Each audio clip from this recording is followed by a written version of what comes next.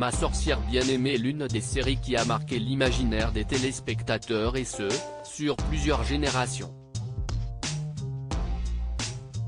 Drôle et impertinente, la série portée par l'irrésistible personnage de Samantha Stevens, et par son nez, est absolument culte, mais certains la disent maudite. On vous explique pourquoi.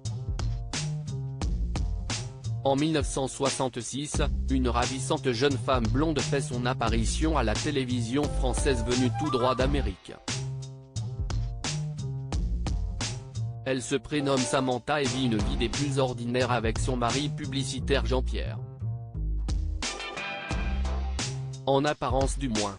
Car la jolie Samantha, incarnée par Elizabeth Montgomery, appartient en réalité à une société de sorcellerie millénaire dont elle est sortie par amour pour celui qu'elle a épousé.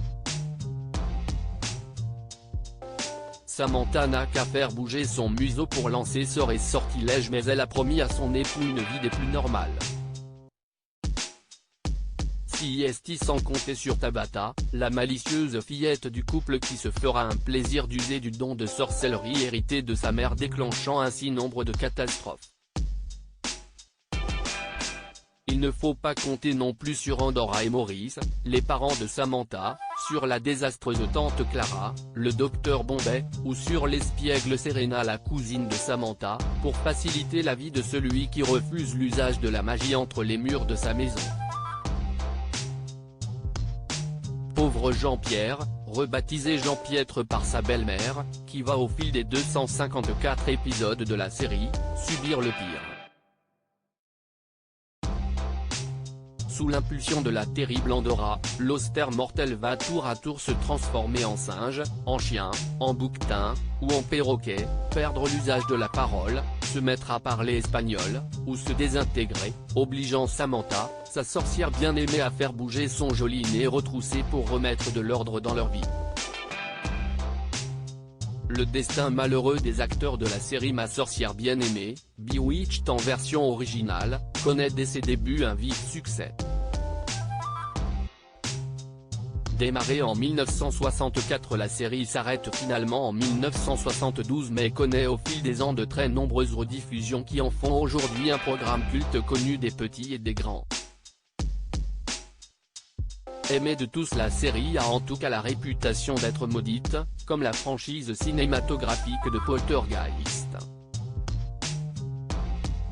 Les comédiens principaux sont en effet tous décédés autour de la soixantaine. Dick York, le premier Jean-Pierre, a été gravement blessé au dos sur un tournage antérieur à Ma sorcière bien-aimée. Le comédien qui souffre terriblement est contraint à abandonner le rôle, laissant sa place à son presque sosie Dick Sarge, qui était d'ailleurs le premier choix de la production pour Jean-Pierre. Le comédien meurt en 1992, à 64 ans d'un emphysème. Son successeur n'a pas plus de chance, Dick Sarge décède en effet 2 ans plus tard d'un cancer de la prostate à 64 ans. Début 1995, Elizabeth Montgomery découvre qu'elle est atteinte d'un cancer colorectal.